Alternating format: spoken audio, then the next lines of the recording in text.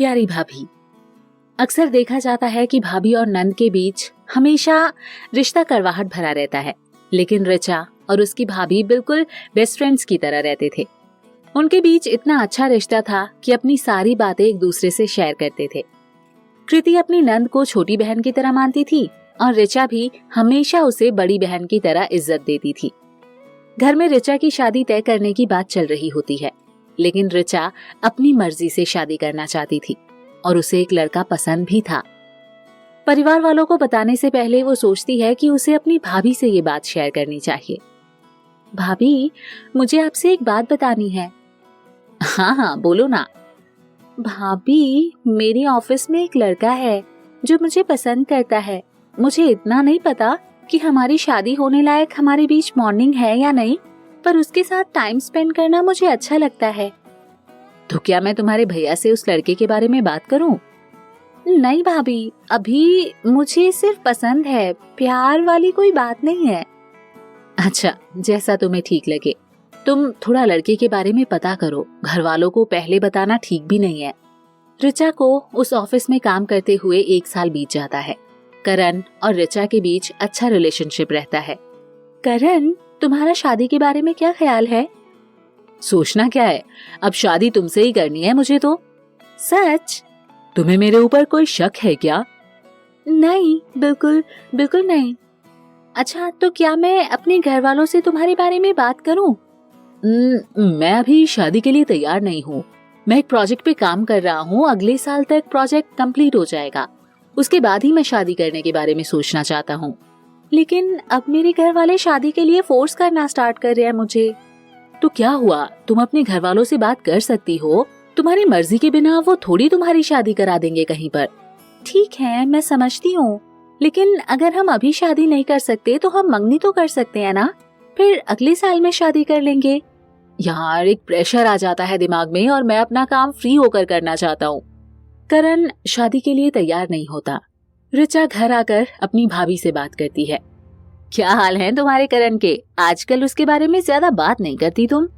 भाभी, मजाक मत करिए ना, मुझे आपसे कुछ सीरियस बात करनी है। अच्छा, बताओ, क्या बात है? भाभी, मुझे हमेशा ऐसा लगता है कि करण शादी वाली बात आने पर उस बात को टाल देता है, पता नहीं क्यों। हाँ, लेकिन इसका मतलब तुम उसे गलत क्यों समझ रही हो? क्योंकि भाभी, करण हमारी कंपनी में काफी अच्छी पोस्ट पर है, मतलब उसे करियर का अब कोई टेंशन नहीं है, फिर भी वो शादी की बात को टालता क्यों है, मेरी समझ नहीं आता। अच्छा, तुम एक काम करना, उसे मुझसे मिलने के लिए लेकर आना। हाँ, ये अच्छा आइडिया है। अभी आपका बर्थडे भी आ रहा है ना, उस पार्टी में करण को भी इनवाइट कर लेती हूँ। ऋचा कृति के बर्थडे पार्टी में करण को इनवाइट करती है। पार्टी में सभी गेस्ट आ जाते हैं, लेकिन आखिर तक करण नहीं आता। ऋचा उससे बहुत नाराज हो जाती है क्योंकि वो उसे अपनी फैमिली से मिलवाना चाहती थी। दूसरे दिन ऋचा ऑफिस जाती है। ऋचा, प्लीज मुझे माफ कर दो, कल मुझे ऑफिस का बहुत सारा काम मिल गया था और एक मीटिंग भी अटेंड करना पड़ा, इसलिए मैं तुम्हारी पार्टी में नहीं आ पाया। रहने दो, तुम मेरी फैमिली से मिलना ही नहीं चाहते थे, इसलिए तुम नहीं आए। तुम्हें लग रहा है मैं तुमसे झूठ बोल रहा हूँ? मैंने तुम्हें कहा ही था तुम्हें आना ही होगा, लेकिन फिर भी तुमने मेरी बात नहीं मानी। ऑफिस का काम किसी और को भी दे सकते थे। ऋचा कुछ दिन करण से बात नहीं करती। करण धीरे धीरे ऋचा को मना लेता है। कुछ दिनों बाद, मुझे कुछ काम से अपने घर पर जाना है, मैं कुछ दिनों तक ऑफिस नहीं आऊंगा। ठीक है। 15 दिनों तक करण ऑफिस नहीं आता और ऋचा को कॉल नहीं करता। ऋचा उससे बात करने के लिए फोन करती है तो वो फोन भी नहीं उठाता। भाभी, जब से करण अपने घर गया हुआ है उसने मेरा फोन एक बार भी नहीं उठाया और ना ही मुझे दोबारा कॉल किया। अच्छा, तुम एक काम कर सकती हो, मुझे करण के घर का पता और उसके बारे में थोड़ी जानकारी चाहिए। ऋचा सारी जानकारी कृति को दे देती है और कृति करण के बारे में पता लगाती है। कृति करण के ड्राइवर को फोन लगाकर करण के बारे में पूछती है। तुम्हारे साहब कहाँ हैं? मैं उनकी बहुत इंपॉर्टेंट क्लाइंट बात कर रही हूँ, वो मेरा फोन नहीं उठा रहे हैं। मेम साहब, उनके बेटी की तबीयत खराब है और वो 2 दिन से अपनी पत्नी के साथ हॉस्पिटल में है। कृति को बहुत बड़ा झटका लगता है। कृति बात की सच्चाई को जानने के लिए उस हॉस्पिटल भी जाती है। वहाँ वो करण की बीवी से मिलती है।